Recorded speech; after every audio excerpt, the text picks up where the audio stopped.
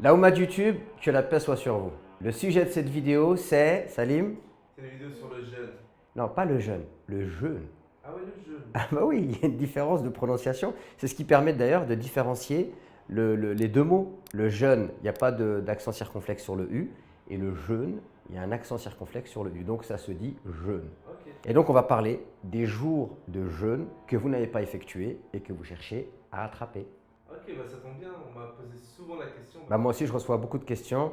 C'est quoi les questions? C'est du genre, est-ce que je peux rattraper des jours de jeûne non effectués par mon père qui est décédé? Une femme, par exemple, qui m'a dit que pendant des années, elle n'a jamais rattrapé les jours de jeûne qu'elle n'avait pas effectués à cause de ses menstrues. Ou alors, justement, des gens qui n'ont pas jeûné pendant des années. Qu'en est-il? On va passer plusieurs cas en revue dans cette vidéo. Restez avec nous.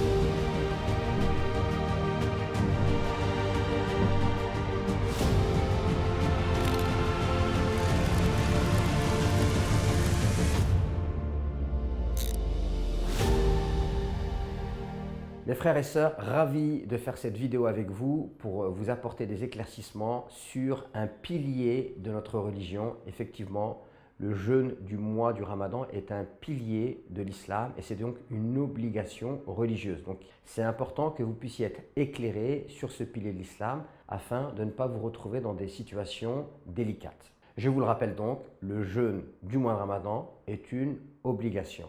Et comme toute obligation, le musulman se doit d'essayer de l'accomplir de la meilleure manière possible. Bien sûr, on est aussi différent, il y a plein de cas de figure possibles. Par exemple, il y a des gens qui peuvent être malades ou en voyage, ou des gens qui ne vont pas jeûner pour de bonnes raisons. Et on va essayer de passer en revue un certain nombre de cas de figure afin que vous soyez éclairés sur cette question. Donc, premier cas de figure, celui qui n'a pas jeûné parce qu'il était en voyage ou parce qu'il était malade, eh bien, il doit rattraper ses jours de jeûne avant le ramadan suivant. D'ailleurs, j'ai déjà fait une vidéo où j'ai parlé de ce cas de figure qui va s'afficher ici et je vous invite à la regarder pour savoir dans quelle mesure le malade peut ou ne doit pas jeûner, dans quelle mesure celui qui est en voyage peut jeûner ou ne doit pas jeûner. Alors, celui qui a été malade et qui n'a pas pu jeûner son mois de ramadan et qui est malade jusqu'au ramadan suivant ne sera pas dans la capacité de rattraper.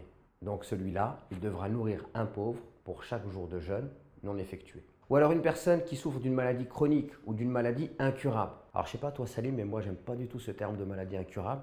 Parce qu'en gros, on est en train de programmer la tête de la personne à lui dire c'est bon, ta maladie tu l'as jusqu'à la fin de ta vie. Et moi-même d'ailleurs j'ai été touché par le diabète et on m'a dit tu ne pourras pas t'en débarrasser. Et en fait j'ai éradiqué le diabète, je ne suis plus du tout diabétique aujourd'hui. Donc moi j'aime pas trop le mot maladie incurable parce que je pense que c'est s'auto-condamner. Donc si vous avez été touché par une maladie chronique ou une maladie dite incurable, et donc vous n'avez pas pu rattraper vos jours de jeûne avant le ramadan suivant, je vous donne l'exemple, en 2019, vous étiez malade, vous n'avez pas pu jeûner. Et vous aviez jusqu'au ramadan 2020 pour rattraper vos jours de jeûne. Et vous n'avez pas pu le faire parce que vous étiez toujours touché par cette maladie. Alors ce que vous devez faire, c'est nourrir un pauvre pour chaque jour de jeûne non jeûné. Et cela, vous devez le faire avant le ramadan suivant. Maintenant, il y a aussi une question qui revient très fréquemment. Qu'en est-il de celui qui n'a pas pu jeûner le ramadan 2020? Il était en voyage ou il était malade.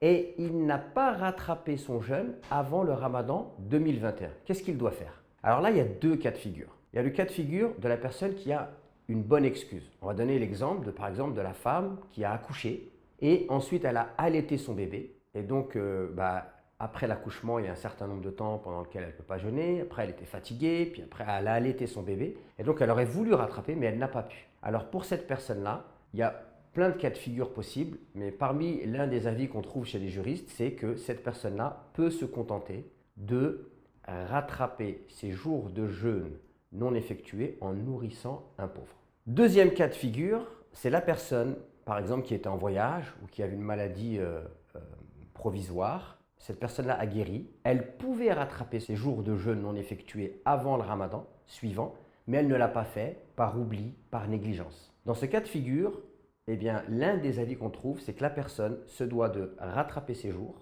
et en même temps, elle se doit de nourrir un pauvre pour chaque jour de jeûne non effectué. J'aimerais apporter une précision. Dans cette vidéo, je vous mets en avant des avis qu'on trouve dans les livres de jurisprudence musulmane. Mais dans ces questions, il existe une multitude d'avis. Et pour simplifier la vidéo, à chaque fois, je vous fais une sélection d'avis, qui sont des avis qui sont fondés, qui sont reconnus, et je vous mets l'avis qui me semble être le plus proche de ce qui est correct, bien sûr, tout en respectant les autres avis. Mais le fait de vous évoquer uniquement un seul son de cloche, c'est-à-dire un seul avis dans cette vidéo, n'est pas pour vous amener à exclure les autres avis, mais c'est tout simplement pour vous faciliter la compréhension. Et je rappelle que j'avais fait exactement la même chose quand j'avais parlé de la prière du voyageur, cette vidéo qui se trouve ici. J'avais fait cela parce que dans ces sujets-là, on retrouve une multitude d'avis, une multitude d'approches. Et pour le néophyte, c'est-à-dire pour celui qui ne connaît pas ces questions-là, ça peut très vite s'avérer être extrêmement fastidieux d'y comprendre quelque chose. Et donc l'objectif ici, c'est de vous donner une marche à suivre qui soit simple et compréhensible et surtout fondée, c'est-à-dire que tous les avis existent dans les livres de jurisprudence musulmane. D'ailleurs, pour ceux qui voudraient plus d'informations, pour faire ce genre de vidéo, je me suis notamment basé sur un ouvrage de référence qu'on appelle Al-Mourni, qui est un livre de jurisprudence comparée, c'est-à-dire l'imam Ibn Qudam al-Maqdisi a réuni plusieurs avis et il essaye de faire une synthèse. Et je me suis notamment basé sur cet ouvrage, en plus d'un autre ouvrage qu'on appelle Al-Fiqh al-Islami wa Adillatu de Sheikh Zuhayli. Qu'en est-il maintenant? Et ce cas de figure a fait couler beaucoup d'encre, de celui qui n'a pas jeûné tout le mois de Ramadan et qui l'a délaissé volontairement. Alors là, il y a deux cas de figure. Le premier cas de figure, c'est celui qui n'a pas souhaité jeûner, et cela même avant le début du mois de Ramadan. C'est-à-dire que quand on est rentré dans le mois de Ramadan, il n'a pas mis l'intention de faire le jeûne.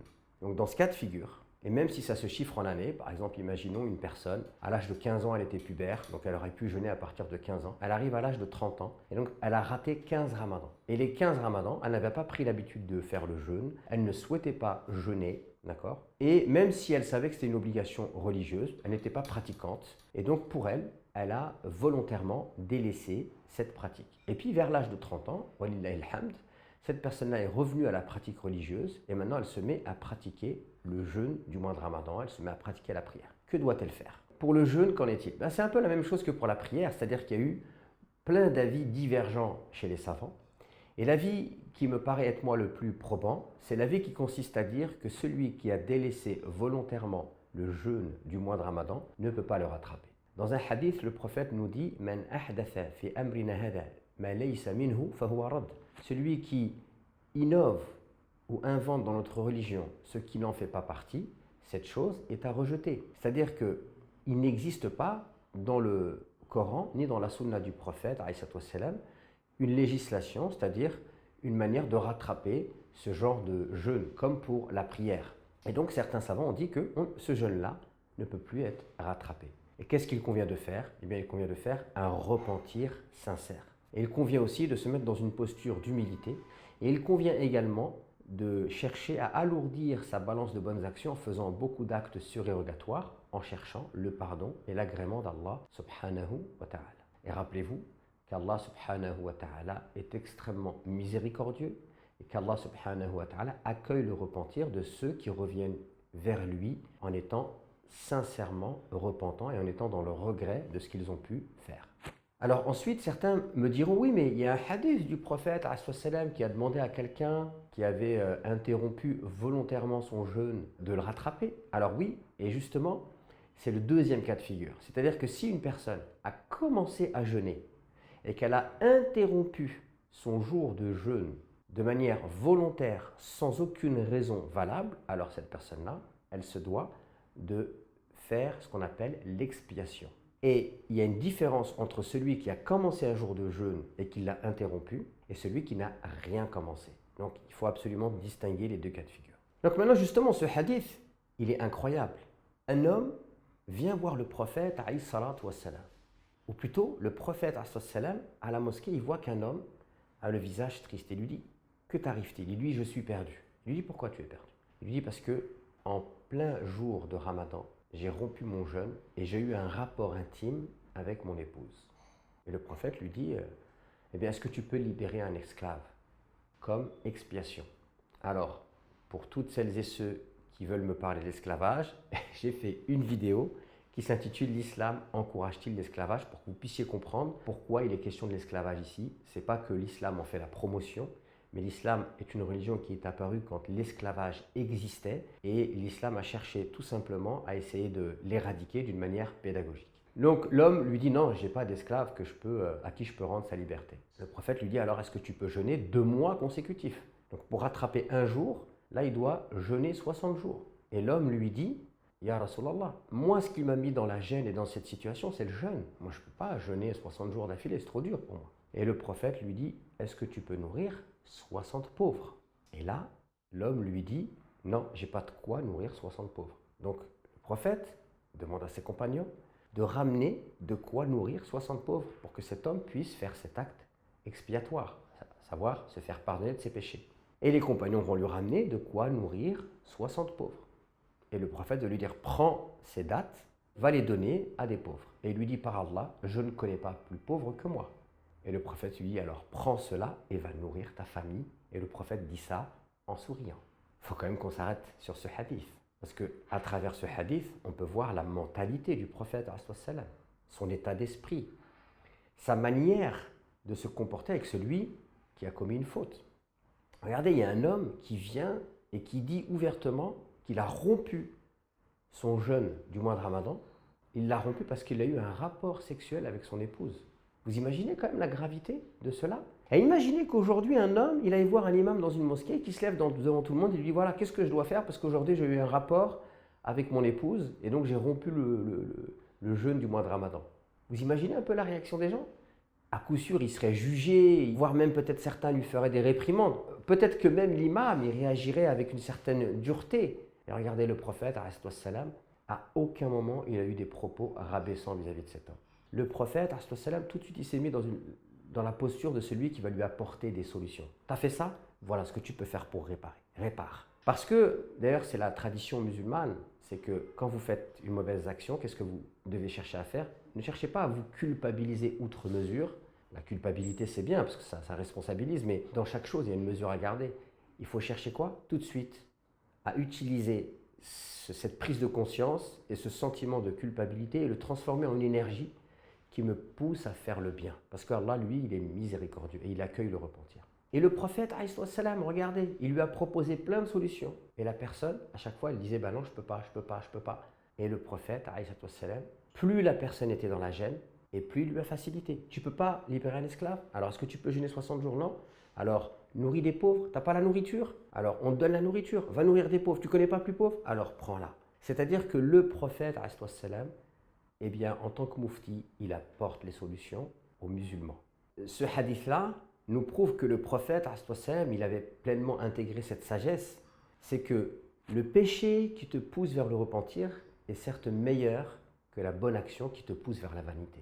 Cet homme-là, il avait fait un péché, mais clairement, il savait que c'était une mauvaise chose et il cherchait à se rapprocher d'Allah et à se faire pardonner et à se purifier. Et le prophète l'a accompagné, sans le juger, sans le rabaisser, sans le dénigrer, mais même avec une certaine douceur et une certaine miséricorde, parce que dans le hadith, on nous dit que le prophète, lorsqu'il lui a dit « prends cette nourriture et va la donner à ta famille », il l'a fait avec le sourire.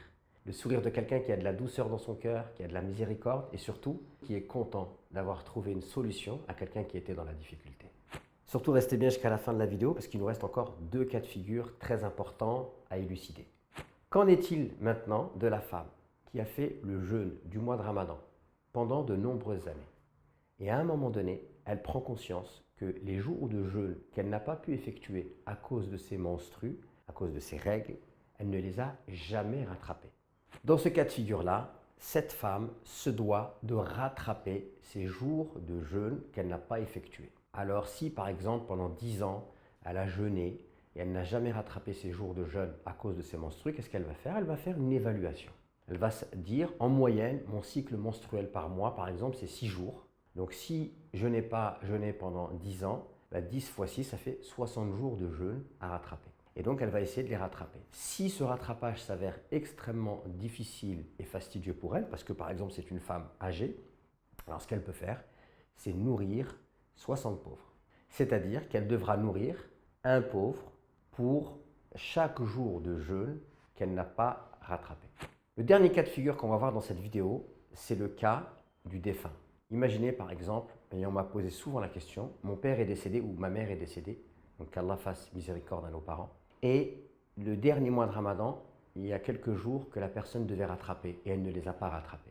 Que doit-on faire? Alors là aussi, il y a deux cas de figure. Il y a le cas de figure du père, par exemple, qui n'a pas, ou de la mère, qui n'a pas jeûné quelques jours au Ramadan passé. Et en fait, elle aurait pu les rattraper, mais elle ne l'a pas fait. Alors dans ce cas-là, ses héritiers se doivent de rattraper ces jours de jeûne, soit en les jeûnant, et s'ils ne peuvent pas le faire, en nourrissant un pauvre pour chaque jour de jeûne non jeûné. Par contre, si cette personne n'a pas pu jeûner le dernier Ramadan, mais elle n'a pas pu non plus rattraper ces jours de jeûne, alors il n'y a absolument rien à faire, puisqu'on considère que cette personne ne pouvait pas les rattraper, parce qu'elle était toujours malade depuis le Ramadan, ou elle n'a pas pu le faire, et donc ses héritiers n'ont absolument rien à faire dans ce cas de figure. Voilà mes frères et sœurs, j'espère que cette vidéo répondra aux nombreuses questions que vous vous posez vis-à-vis de cette question du rattrapage du jeûne. Surtout, n'hésitez pas à la partager autour de vous à toutes celles et ceux qui pourraient être dans ce genre de cas de figure. Et puis je vous dis à très vite pour de nouvelles vidéos.